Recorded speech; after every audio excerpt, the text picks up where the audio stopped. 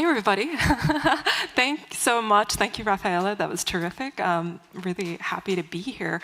And so this is my talk, and we're going to get to that in just a little bit. And I just thought I might talk about why that's my book, Lurking, How a Person Became a User. And it's always funny to see it on the slide like that. It's like seeing a picture of my face by now. But it's a somewhat unconventional history of the internet from the World Wide Web to now, social media, internet technologies that have changed, especially communities online. And the book was released in February of 2020. And the conference that year was kind enough to reach out to me to speak, and I was super excited. And again, February 2020, March rolls along, and that didn't happen. So to make a long story short, the conference reached out to me again this year, and I was so honored and excited because I was really excited to get to Sweden. I've never been before. And so but the tricky thing is I said, to be honest, I'm pretty lurkinged out at this point. The book came out in 2020. I turned it in 2018, summer of 2018. Books take a long time. And so this book is kind of a picture of where my mind was at 5 years ago, how I thought about the internet 5 years ago. But the world has changed, and so have I. So that's another thing that people sometimes notice about authors is like, if you've read one of their books recently, you might be reminding them of stuff they might have just completely forgotten, and that happens to me pretty regularly. We're like, oh, that section you wrote about that. And I'm like, oh, right, I can't believe that's actually a little bit embarrassing that I put this in my book.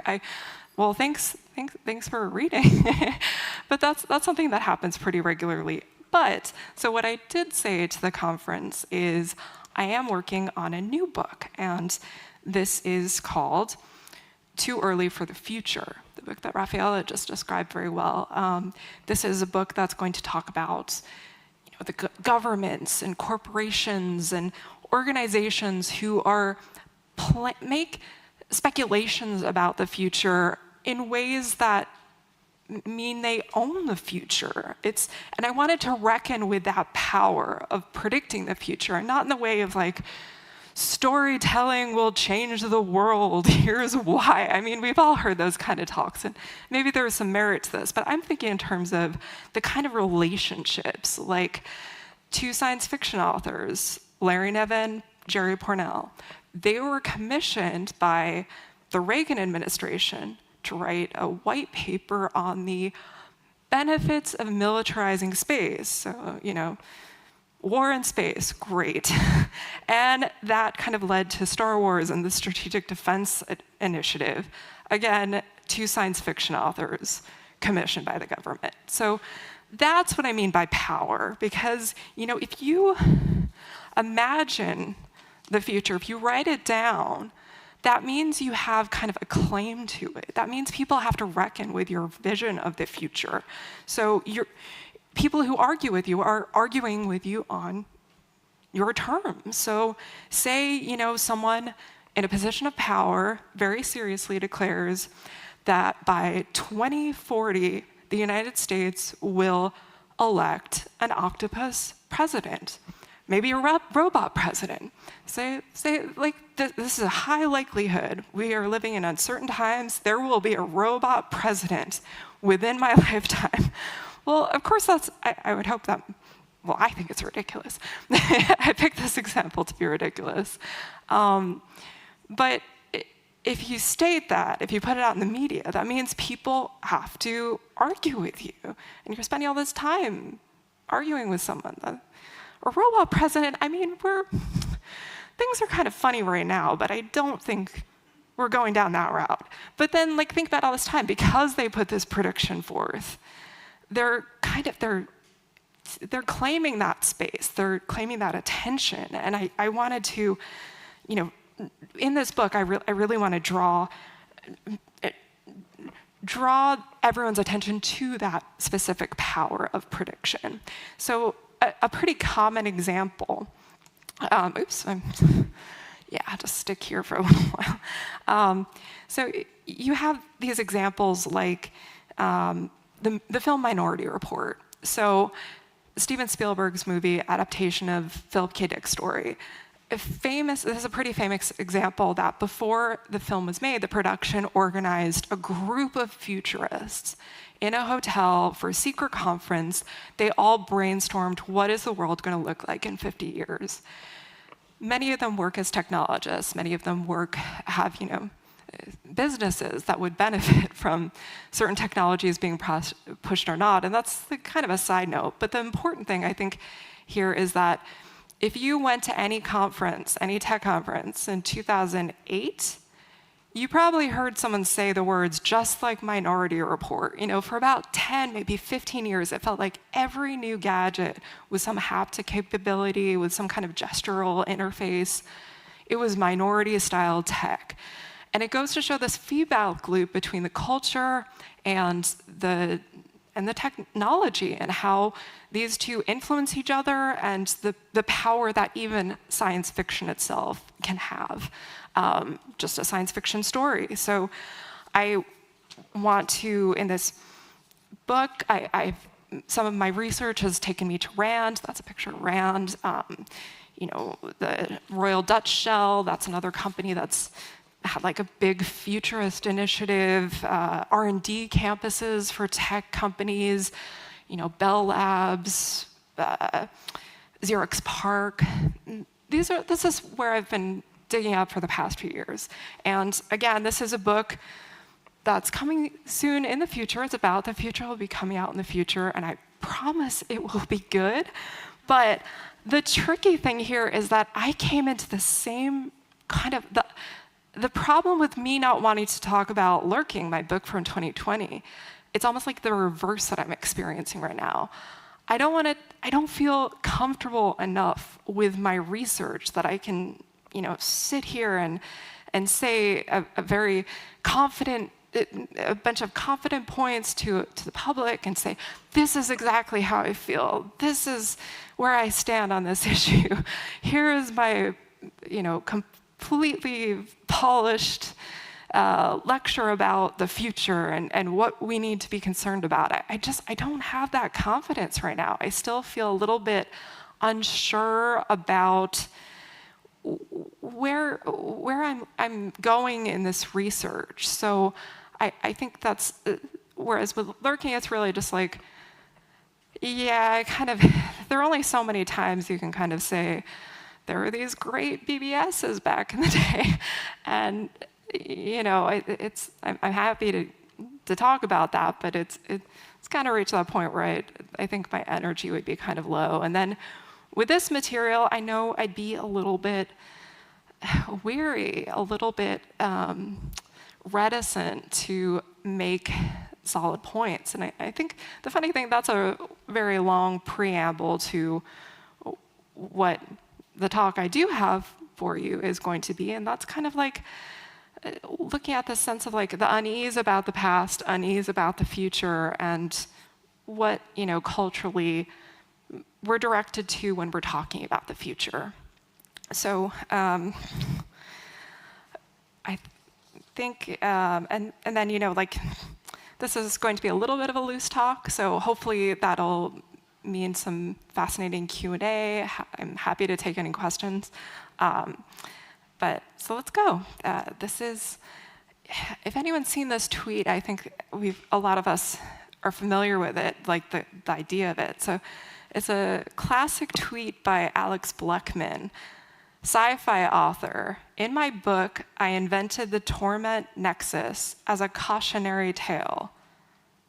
Tech company. At long last, we have created the torment nexus from the classic sci-fi novel. Don't create the torment nexus. How many times has this happened? I think can't count on, I want to say like at least a dozen times just this year. And it's like this science fiction novel, often written by a leftist author. The ideas are kind of scraped and rearranged to justify the technology that it was itself critiquing. And this guy right here is often the one who's doing it. We all know who that is, Elon Musk. We all have opinions about him. I don't feel like I need to share mine. You can probably guess. But in this talk, I'm actually going to give him some credit. I'm going to give him some credit for the spacesuit. Elon Musk has, without question, colonized the cultural imagination of the future and its possibilities. And this picture right here, it's of the Tesla Roadster launch in 2018. That's a mannequin. I don't believe at this point the spacesuit design had much functionality at this point. But I just want you to take a look at it and like, why does it look cool? Like, what is it about that look? Like, yeah, it's in a car, but like, stylistically, what is it kind of bringing to mind? I'm going to tell you in a second, but like, just maybe if you could guess. So, and here's the spacesuits. I mean, like I said, it is a cool look. And now, the designer, Elon Musk, had hired Jose Fernandez to design the suits. You might not be familiar with his name, but you are probably familiar with Jose Fernandez's work. He is a costume designer for films, a number of X-Men, Marvel movies. So you probably have seen, if you've seen a Marvel movie recently, you might have seen some of his costumes. And he's also worked for Daft Punk with helmets. Not bad. And I like this one the best. This might be my favorite. It's the mask that Michelle Pfeiffer wears in Batman Returns. It's just like there's a whole scene in Irma Vep, the movie Irma Vep, where they're just talking about how cool that outfit is. And I have to agree, it's a nice mask. So that's who was hired, Jose Fernandez, a Hollywood costumer. Who was commissioned to make the spacesuits for SpaceX. And when SpaceX first got in touch, Jose Fernandez thought it was the name of film. SpaceX, this would have been, I think, 2015, maybe 2014. SpaceX sounds like a Hollywood movie. If you work in Hollywood, that's what you'd probably expect. And so he thought that he was being commissioned to work on a film. And the quote he gave, he said to a design magazine in 2016, "We created a suit that they are now reverse engineering to make functional for flight." So that's the other thing that I think is really interesting. It's just like, make it cool first, make sure it looks cool, make sure it looks cool enough to be in a Hollywood picture, and then make it work. So with that relationship from Minority Report, where you have like these technologists meeting in secret in this hotel room and kind of brainstorming together, what is the future going to be like in 50 years? What's it going to be like? And bring that to Steven Spielberg, and Steven Spielberg shoots from this Bible that they had constructed. And then for the following 10, 15 years, people are like, well, our new technology is just like Minority Report. Well, right here, just skipping a step, hire the costumer from Hollywood to make a spacesuit. And people are going to remember it like they would a spacesuit in a movie. And here's how they kind of look with the functionality. It's a little bit different. I think it still looks cool. I mean, I gotta give credit. It's like, spacesuits just look cool in general. I don't think I've ever looked at a spacesuit and said, that is miss. There's no like do's and don'ts for spacesuits. At least maybe there will be in the future. But so that's a picture of NASA astronauts Doug Hurley and Bob Behnken before a mission. So the suits, they do work now, not for spacewalks, but they do work for piloting and launching. And yeah, not bad. So again, like just thinking a little bit more about this, like the cinematic origins, the cinematic quality, what it's meant to inspire from us. I felt like there's something a bit 2001: A Space Odyssey with that minimal black and white, and it harkens back to some of the that look of 2001. And the reason I wanted to bring up 2001 is that the film was released in April of 1968. A year later, Neil Armstrong set foot on the moon with the Apollo 11. It's like a cutoff line that you have these visions of space before 1969, and then what happened next. And what happened next, following that moon landing, you have this era of incredible cynicism about the space mission, and like brilliant critical work comes out in the 70s. You've got Whitey on the Moon by Gil Scott-Heron. You've got these pulp novels by Barry Malzberg that are just like really sarcastic looks at astronauts.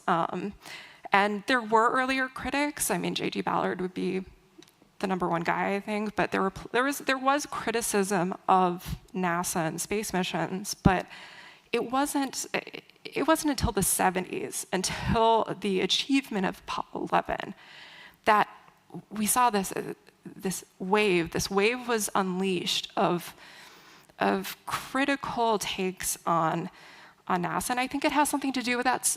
Images like this, the space capsule's return. That it's not impeccable white like 2001 showed us. It's messy. It's human. It looks like something that humans have engaged with. And a quote that I really love on this subject: the trouble with the trouble with the future in most futurist movies is that it always looks new and clean and shiny. That's George Lucas in a magazine in 1977. What is required for true credibility is a used future. So he said he was inspired by that picture that I just showed you of the Apollo space capsules as they returned from the moon. And again, the quote was, "Littered with candy wrappers and old Tang jars, no more exotic than the family station wagon." So this is what inspired Star Wars. I imagine most of us have seen Star Wars. He wanted it to look, continuing the quote again, inhabited and used place where the hardware is taken for granted. The movie blended these elements of the fantastic with a recognizable, something recognizably mechanical, like the assemblies and the signs aware, the grease.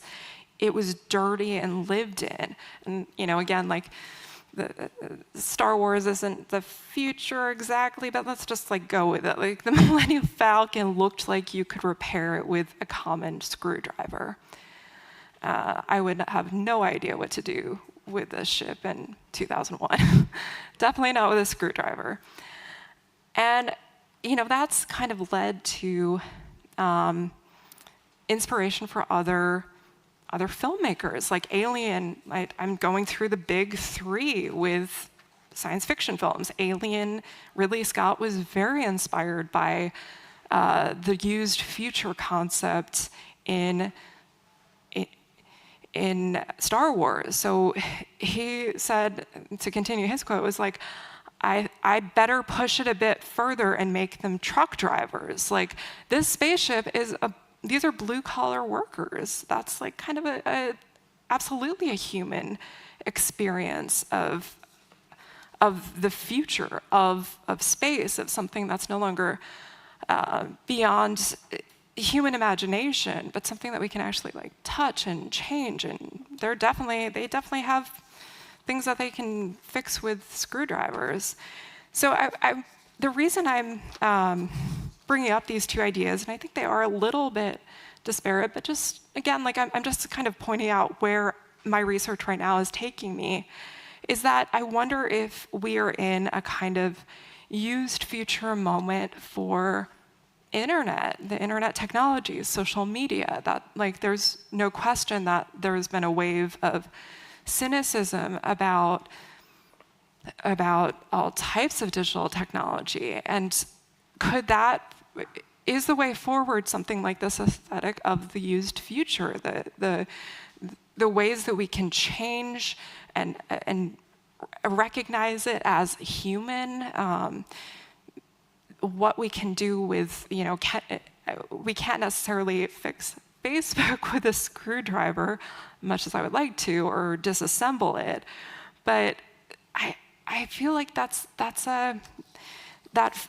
image of fallibility, the lived-in and human qualities, recognizing that and opening up to the possibility that this is our Whitey on the moon moment for social media, and the kind of constructive criticism that we got from the space age. Maybe we need to like continue to promote these constructive takes toward the future when it comes to technology.